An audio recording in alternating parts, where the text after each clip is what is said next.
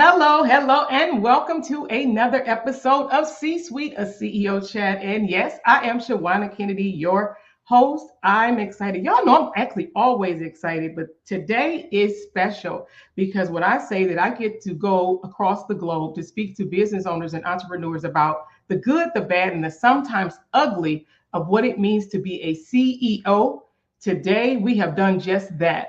Matter of fact, she's in a different time zone. We've gone all the way to Dubai for this young lady. Shakey is amazing. She's all things finance, money, what is it, real estate, being the ultimate entrepreneur, so much so that her thirst, her hunger, wanting to help individuals just like you and I have taken her across the globe to Dubai. I'm excited to have Miss Shakey because she is all things when we talk about money, family, right? That our conversation is going to be so robust today because it is about the good, the bad, and the ugly. And you know, this young lady don't pull any punches. She is a straight shooter and she helps you get to the money and talk about our wealth, the wealth of our family, the wealth of our children, and our children's children. So I don't want to delay. Let's get this lady in here because you already know it's almost past her bedtime. Let's welcome Miss Shakey to the platform.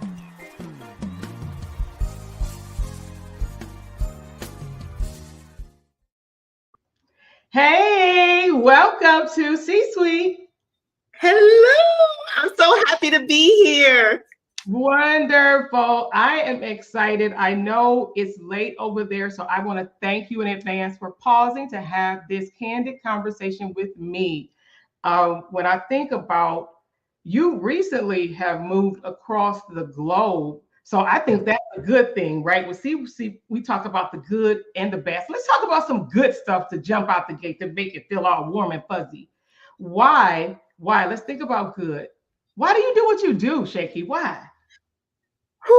Okay, so the reason I do what I do is because, just to give you a little backstory, okay, back in 2007, I was living a dream. Okay, I had almost $1 million in the bank and I had a $5 million real estate portfolio. Girl, I could eat whatever I wanted to eat, like go wherever I wanted to, like life was good. Okay, well, then 2008 happened. We all know what happened in 2008. No, that's not when we got our first Black president. While it was, that's not what affected me. Okay. What affected me was the fact that the housing bubble burst and the entire country went into a recession. The market crashed and everything. And I did everything that they told me to do, right? I invested in stocks. Okay, I had a really nice stock portfolio. And I also invested in real estate. I had a bunch of it.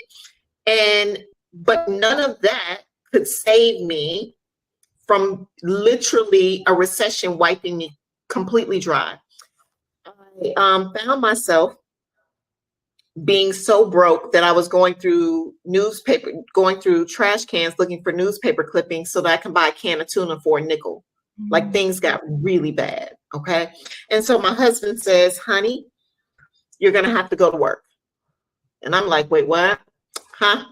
And like, I knew what he was saying was true, right? But when I married my husband, he told me I never have to work a day in my life. You know what I'm saying? Like, people know I am a certified gold digger. Okay, we can talk about that later, what that means. But anyway, but I knew I was not going to put my family in a position where we're going to have to live under a bridge. You know what I'm saying? So I go and look for a job, and I find myself at this customer service. Because that's really what all that was available was customer service jobs, right? And so here it is. I'm finding myself looking for employment at a place that I could have once bought. It was humiliating. It was literally, it's almost indescribable, the feeling that I felt. Well, I ended up getting the job, and I asked the lady, I said, how much will I be getting paid? And, she's all perky and excited. And she was like, $10.25 an hour. Shawanna, I couldn't believe it. I was like, wait, what? Yeah. So you're trying to tell me I'm supposed to sit here for an entire hour and in exchange, you gonna give me $10.25? Mhm. Make that make sense, right? But I had to do it. And so there was a person that kept asking me to his hotel meeting, like, come on to this hotel meeting, come on to my hotel meeting. I don't want to come to your little funky hotel meeting. You ever been invited to a hotel meeting before? I know you've been invited to a hotel meeting, right? So I'm like, I don't want none of your doTERRA oils. I don't want no Tupperware. I ain't got no money. So why you inviting me somewhere I can't buy? So anyway, so I go just so he could leave me alone. And I sit in the back row, so I could dip out so that when they start pitching, yes, I can go. Okay. But instead, what ended up happening was I found myself leaning in because the guy in the front of the room was talking about how you can use life insurance to grow your wealth, how you use life insurance to leverage your wealth, how you use life insurance to protect your wealth.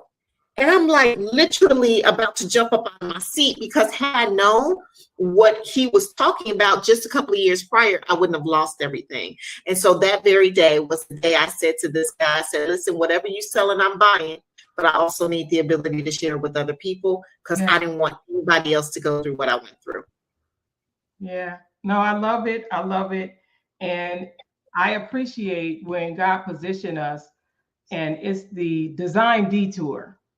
I refer to them as design detours, because nobody likes a detour. We see them as inconvenient, right? We see them as, this is not what was on my agenda. This was not a part of my plan. But every now and then, God will give us a design detour, and I'm excited that He did that for you. And because of that, you're able to redirect other people and their financial situations. And so I'm happy to know you, right? Because everybody needs to know somebody that can help them make their money make sense, right? And allow their money to work for them, because people work hard. And so I appreciate that. And I love that story, because in the things that we get to do, I said we get to do it because God could use and choose anybody that we get to do. That story is a part of your foundation, and it's the thing that you use to then propel you to do the things that you're doing now. And it's the thing. So who inspires you though? Who inspires you? I know you have the husband, I know, family, right? And heck, let's just say it, you now currently live in Dubai. Who inspires you though? Ooh, who inspires me? I'm going to be completely honest. Who inspires me really are my clients. So my client base are high net worth individuals. And when I see, and a good amount of them are single women that literally are about their bag, okay? They have money, some of everywhere. They got money, in a brokerage account, a money market account. They got money in a 401k. They got money everywhere because they did what they thought was right. They put away money. They didn't, spend their money on stupid stuff. You know what I'm saying? And they just did the very best they could, but they just don't know how to take it any further. And so that's who inspires me, those women who are my clients. That's good. That's good, because we have to get back to knowing the inspiration and the why we do what we do. And you being able to know that this helps us. Look, it helps us to then to live a life of leisure. Because I know that's what you talk about. You talk about living a life of leisure. I see that, right? So let's talk about that a little bit, though. We're talking about being a CEO and being able to live a life of leisure. What could prevent somebody from living a life of leisure? I'm just saying, I'm just curious, Can I cuss? No, I can't cuss. Honey iced tea. Okay. What can keep a person from it is really just trying to keep up with the Joneses, buying stupid stuff. You know what I'm saying? Like this compulsion where we feel like we got to look like everybody else. We got to move like everybody else. Just because, your girlfriend, when she married her husband and they had a $10,000 or $20,000 wedding, that's on credit cards, and then she got a $20,000 rock on her finger, again, that's on a credit card, and now they got a 5,000 square foot home that they can't even furnish, that low key they sitting on bean bags, and you feel like you need this also. And so now you literally are like to the races of trying to figure out how you can get this big house, how you too can get this fancy car or the latest this or that, versus just living a very simple life. Don't nobody care. Yeah. To be honest, don't nobody care. Unless you are constantly, somebody will literally spend $500,000 for a home for people to show up once a year, and that's on Thanksgiving. And let me tell you something. They ain't there for the house, they there for the dressing. They ain't there for the house. They want the dressing, they want the turkey, and they want the gravy. But, You know what now? Okay, you have to help someone who is looking, who is listening. They may be new. They may be new to all of this. They may be tapping in for the very first time, because I know that you're everywhere, because you get the opportunity to, and you believe in networking. It's for sure. You think about that. How can you help with even thinking about the networking portion of being a CEO? What has that done for your business, and what tip can you give someone that's really not their thing? Oh, y'all. Okay. So there's something I say all the time, and I think it's so good. It's so good. Leverage is the language of the wealthy. I don't want you to just think about that when it comes to money. I want you to think about that for all facets of your life. And so if you think about leverage just means that let me use something else so that it can make it easier for me to get what it is that I want. Okay. So for example, if you're out networking and you're an introvert, okay, I don't like talking to people, I don't know how to talk to people, girl, then leverage an extrovert. Bring one of your extrovert girlfriends, or find an extrovert in the room and say, hey, listen, I'm feeling a little bit uncomfortable. I'm feeling a little bit nervous. And us extroverts will literally take you underneath our wing and be like, okay, girl, let's go. Let's go. And so that's one of the things. But you having the ability to network is literally going to catapult your business. If you don't see that this is a team sport, us in business, this is a team sport. This is not an individual sport. I was having a conversation with my son yesterday, as a matter of fact, and he wants his daughter, who's only 2 weeks old, but he wants his daughter to be a professional tennis player because it's an individual sport. Well, entrepreneurship is not an individual sport. It's a team sport. And so identify who it is that you want on your team, who you can put on your team. You might have a couple of subs, like at these networking events, find you a sub that you can put in place to help you be able to get additional names and numbers, because you never know who is going to get you to that next person that's going to get you into the door for your breakthrough or for the breakout moment in your business.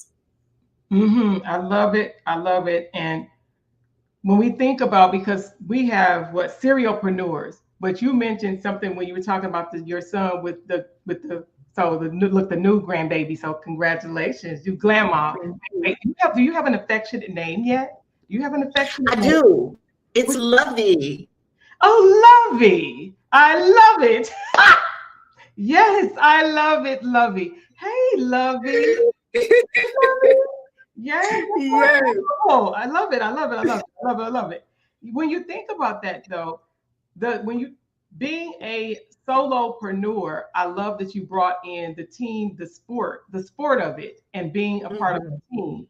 Because I know one of the things that we've talked about, right, being in some of the same spaces, is you hiring tech before you can hire people. right? Yes. And you think about a team, and you think about the things and the equipment and the technology that you add to your team, with it being a team sport, even in the Mm-hmm. piece. Mm-hmm. How was that for you when you initially started? Were you able to, because I know you said, this gentleman told you the story, he brought you in, took you on his wing, and of course you've been flying ever since. Mm-hmm. What was that like for you in the beginning? When I think about, we hire in tech before we can potentially hire people, when we are solo, when we are trying to fly solo, and we have Yeah. this big desire, this big dream. Well, so for me, it was a little different because that was 15 years ago.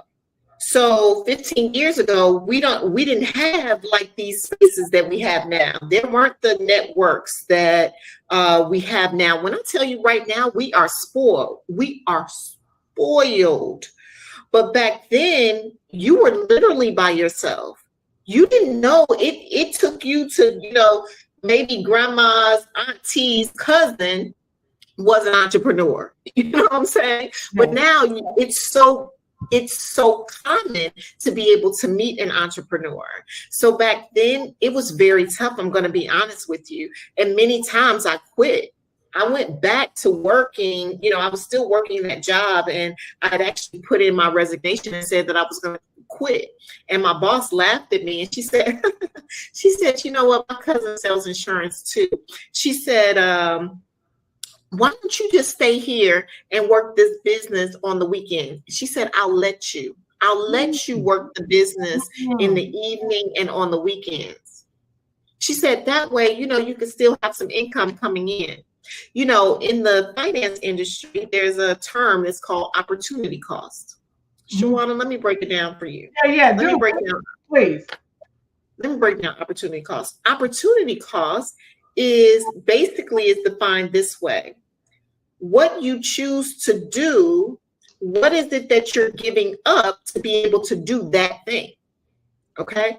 So for example, if I decide to purchase a Burberry purse for $1,800, okay, what is that $1,800? What's the opportunity cost that purchasing that $1,800 Burberry is going to cost me? Because I could have invested it someplace else, okay? Likewise, there is opportunity cost around our time. If I spend time here, what am I giving up for spending time here when I could have spent it someplace else? But what this woman convinced me of was this. She convinced me, because by that point I was making $15 an hour. Girl, you go. Yeah. Okay. By this time I was making $15 an hour instead of the $10.25. Okay. But what she convinced me was that $15 an hour was more real than what I could have been doing on my own. That's what she told me. Now, I was capped at $15 an hour, Shawanna. However, when working my own business, I don't have a cap. There is no cap. Yeah. So I allowed her to say, and I allowed myself, because it wasn't just about her, because I didn't believe in myself. To be honest, I didn't believe in myself. So what I decided to do was I said, you're right. Now, let me ask you, Shawanna, do you think that after I left that job working 8 hours, went home to a son and a husband, I had to cook, I had to clean, I had to do all of that? How many hours do you think I dedicated to my business? Not many. Yeah. Not many. Mm-hmm. Not many. And so that's probably the biggest opportunity cost that I've ever paid. That was an expensive decision. Very expensive decision. And I ask entrepreneurs every single day, is it worth it? Right.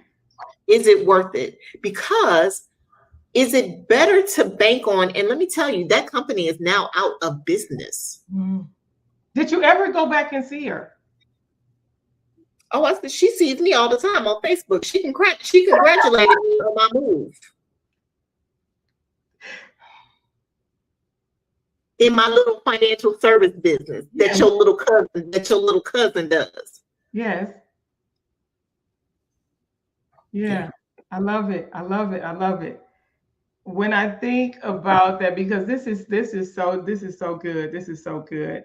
And I like, let's talk about the no cap. Let's talk about the no cap, because when we think about being business owners, sometimes we get stuck, right? Whether it's we get stuck or we believe that the business we in, it has no wiggle room, it has no place to go. Help somebody who may be stuck, right? Help them. Help that person that say, I've been trying. I hear you talking. This sound real good, Miss Shaky. This sound real good. And I'm stuck. I don't do much networking. And I hear what you said about the networking. How can you help them to get unstuck? And let's talk about that, removing the cap off of that ability to do more. Oh, that's so good. Thank you. And thank you so much for this question. The reason why this is so good is because I actually own my own insurance agency. Okay. I have about 53 agents in my agency. They are phenomenal humans. And, for many of them, life be life. When I tell you I can't stand that term, I can't stand that term. Don't you come to me talking about what life be doing to you. Okay, because what you're doing back to it. Yeah. But anyway, that's a whole nother subject. But what I say to them all the time is that you haven't yet established a discipline for you to even be stuck at. So think about it like this. Think about it like this. So my son is a professional ball player. Okay, he plays basketball professionally. And I play basketball as well, all the way up to the collegiate level. So I spent a lot of time in the gym, okay? And so I'm going to tell you this quick quote that one of his coaches said. His coaches said, offense basically fills the stadium, okay? Defense wins games. However, rebounds wins championships. Okay. Many of us right now, we're either playing offense, we're playing defense, but not a lot of us are rebounding. Okay. But let me break that down for you. Offense is like this. Offense is where you're doing a lot of studying. You know what I'm saying? You getting additional degrees. You in mentorship programs, and you doing all of that. Okay, you on offense because you're getting all of the knowledge. Okay, you putting up shots. But the thing is when you putting up shots, that means that the defense though can still put up shots too. Mm-hmm. The opposing team can put up shots too.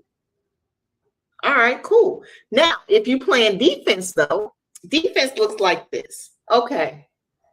All right. Well, I'm not doing this. I'm just doing the mundane, the everyday. You know what I'm saying? I'm blocking everybody else out. You know what I'm saying? So they can't put up no shots either, but you're not putting up any either. Mm-hmm. You're not putting up any shots either. You're boxing out. Sure, you're boxing out. But when you're boxing out, you can't shoot. Now, let's talk about rebounding. Rebounding looks like this, where you have the reason why rebounding wins championships, because no matter if the offense or the defense throws up the ball, you get the opportunity to grab it and it gives you control. Whoever rebounds the ball has control of the ball. They have control of the game.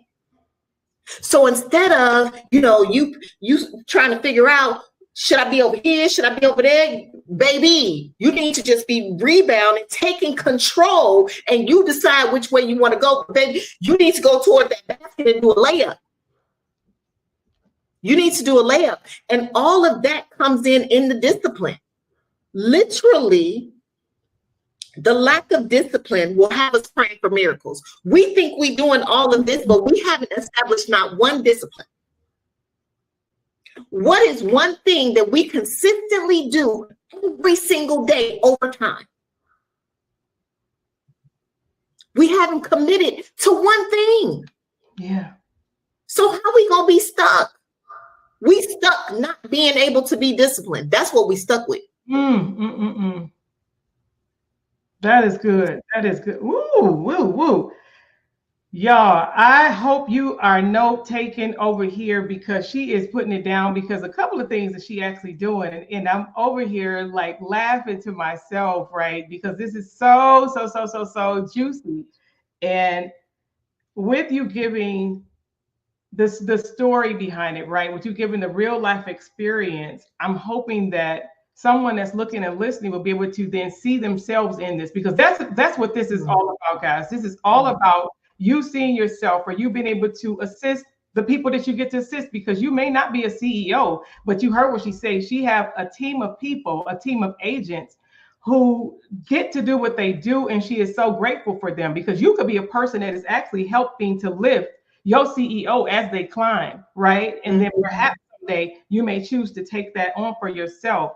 It's like all of these good nuggets, all of these bite-sized things to help even people like me. It's to say, stay in the game, right? Stay in the game, keep doing it, right? And prepare for the layup, right? Prepare for when, even if you're still doing it, but you may feel like you're sitting on the bench. It's like, no, your time is coming. So still keep working out. Still keep still keep doing those push-ups, those sit-ups, those squats, ladies. Still keep doing those things, so that when the opportunity, because you talked about opportunity, and so that when the opportunity presents itself, you don't miss it. And my grandmother used to say this phrase that, opportunity is like a ball-headed thing. It will slip away, right? It will slip away. So we have to be ready for those opportunities. We have to be ready for those opportunities when they present themselves. I'm excited about this conversation. So y'all already know what that means. That means that we are going to have Miss Shakey back for a part 2. That's right. So don't you go nowhere. Make sure y'all stay tuned for the next episode of C-Suite, a CEO Chat, because we're going to get into it where Miss Shakey tells us, because I told you this young lady recently moved to Dubai. So as a CEO, when you believe God has released you to what? Take over the world, right? In my pinky voice, in my pinky in the brain voice, right? To take over the world. It has truly done that. So we're going to talk about her move to Dubai. We're going to talk about family and even self-care. So we love you, Miss Shakey. Don't go nowhere. We are about to get ready to get out of here, but make sure you stay tuned for part 2 of my conversation with Shakey Webster. We'll see you guys next time.